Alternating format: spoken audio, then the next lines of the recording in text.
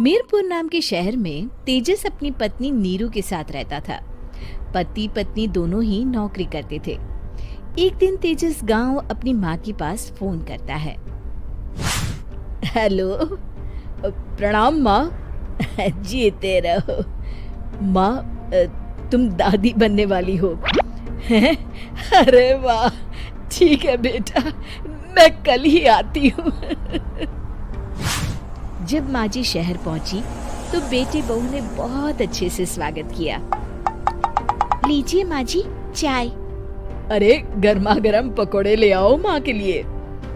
नीरू रसोई में गई और 2 मिनट में ही पकोड़े ले आई। जी ये लीजिए। बहू जादू से बनाए हैं क्या? अभी तो रसोई में गई थी। यम्मी। माँ जी, शीला रसोई में पकोड़े तल रही है, मैं बस लेकर आई। हे भगवान, मेरा धर्म भ्रष्ट कर दिया तूने। अब तो गंगा जल से शुद्धिकरण करना होगा। दूसरे दिन, माँ जी मैंने नाश्ता बना दिया है, ऑफिस जा रही हूँ। पर अभी तो घर का सारा काम पड़ा है। शीला आती ही होगी, झाड़ू पोछा बर्तन कपड़े वो सब कर लेगी। हमारे जमाने में घर का सारा काम हम ही करते थे। जी माँ जी, आप बहुत होशियार हैं, मैं घर ऑफिस दोनों नहीं संभाल पाती। तो जरूरत क्या है घर से बाहर जाकर चाकरी करने की? वैसे भी घर का काम खुद करने से घर में बरकत आती है, समझी? पर माँ जी। पर वर कुछ नहीं, इस महीने की पगार मिले फिर ऑफिस बंद। हाँ। रात को नीरू तेजस से कहती है, सुनिए जी, माँ जी बोल रही थी कि मैं नौकरी छोड़ दूं।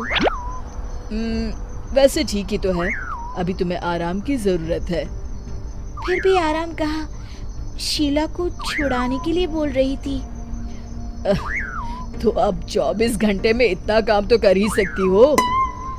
पर जॉब पसंद है मुझे, घर पर मन नहीं लगेगा।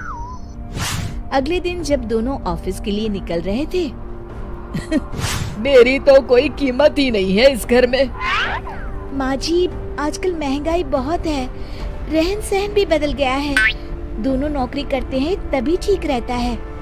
अच्छा, तू कहना क्या चाहती है? मेरा बेटा तुझे बिठा के खिला नहीं सकता? तू ही इस घर का खर्च चला रही है, हैं?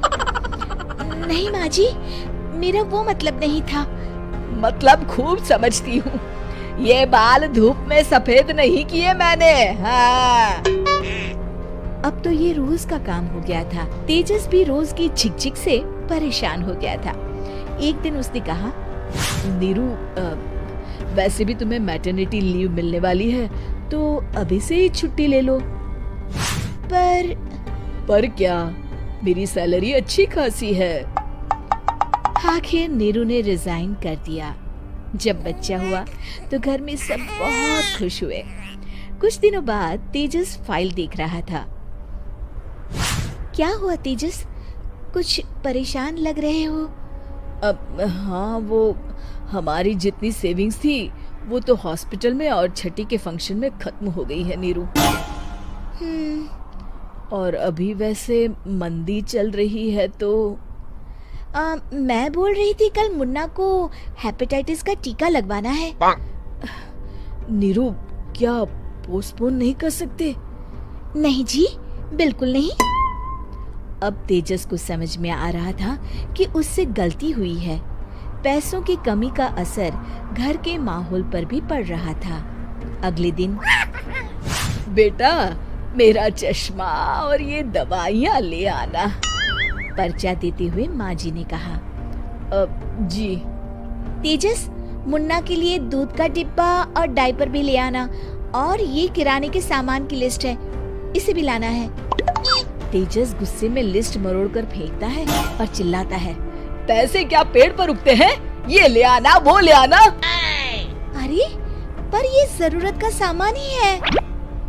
वो गुस्से में बिना कुछ कहे ऑफिस चला गया। अरे लंच तो ले जाइए। नीरू दौड़कर डिब्बा पकड़ाती है एक दिन खाना खाने के बाद, नीरू, अब तो मुन्ना कुछ बड़ा हो गया, तो अब तुम वापस ज्वाइन कर लो ना जॉब। पर इस रिसेशन में जॉब मिलना बहुत मुश्किल है। ट्राई तो करो। फिर मुन्ना, माँ जी है ना, और एक फुल टाइम मेड भी लगा लेंगे।